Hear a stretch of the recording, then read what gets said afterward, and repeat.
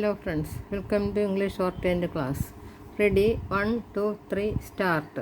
What does shifting a museum practically mean? The National Museum contains fragile Harappan terracottas, the ashes of the Buddha and sculptures as fine as filigree.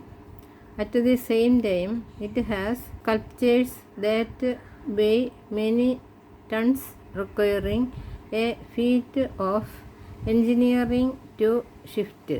There are bronzes from the Iconic Dancing Girl to Chola bronzes, coins and more coins of gold, silver, copper and bronze from every epoch of Indian history and precious jewelry that was from the collections of the Nizam of Hyderabad. There are entire walls of painted ancient caves from Chinese Central Asia brought to India by Sir Arul Stein, and there are grand Egyptian stone statues and in fact entire wooden chariots from South Indian temples. There are extraordinary Mesoamerican ceramics from the Hiramanak collection and delicate textiles from every part of South Asia, and not to forget the endless rare manuscripts and paintings on birch bark, palm leaf and paper. The sheer scale of arranging for the packing and moving each of these items will present a logistical nightmare. Over the years that I was employed at the Ashmolean Museum in Oxford, I had the opportunity to observe how aspects of that museum's award-winning refurbishment were undertaken. The museum immediately employed more qualified conservation personnel and trained its existing staff.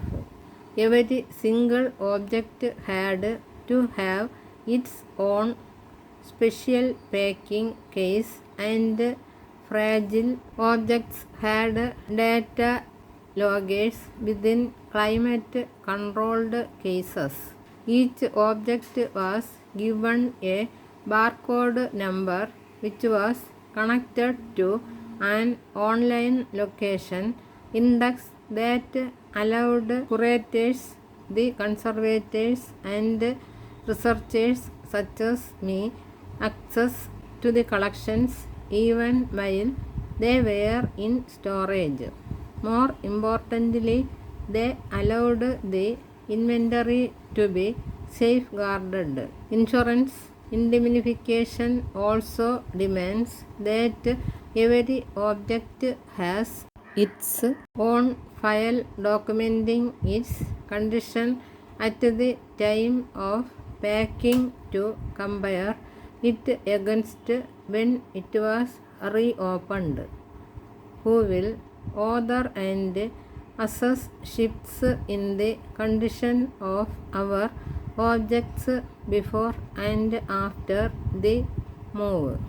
Vacancies for 92 posts at the National Museum had to be closed a couple of years ago because finding qualified specialists in India could not be completed for years on end. As per its own documents, the museum has more than 2,06,000 objects, but the official Museums of India website still only has a fraction of the collection on it. If a museum is a repository of our inheritance, then should we not know what we own before it is stored away? The choices ahead.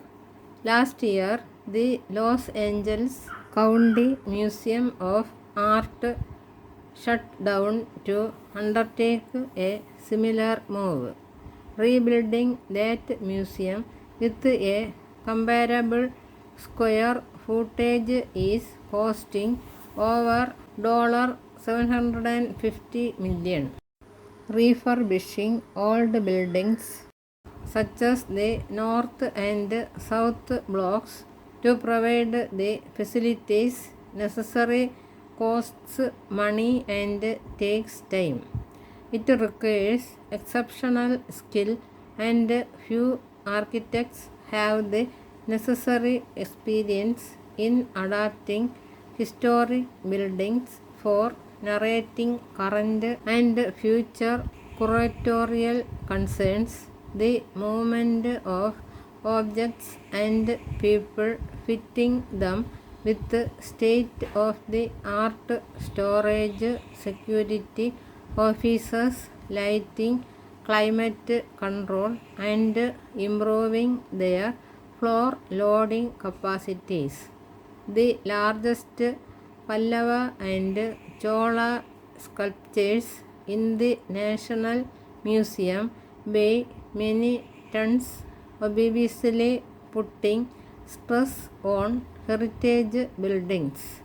Worryingly, in a recent appeal made to the Supreme Court of India to encourage the shift of India's top officers out of north and south blocks, the government's lawyers argued that the buildings were structurally unsafe and are ill-equipped to meet even the basic fire and earthquake safety norms.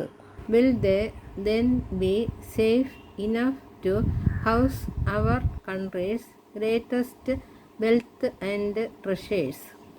When will the personnel for this be hired? How long will it take, and how much will it cost to make them safe? None of these details is publicly available yet. Perhaps the courts and Parliament will decide it is not wise to split an entire cultural district at this moment in time.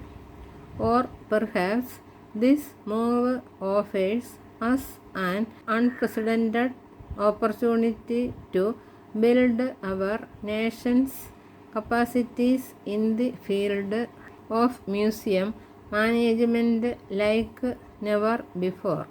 Either way, the epitome of our collective wealth as a nation is in the balance.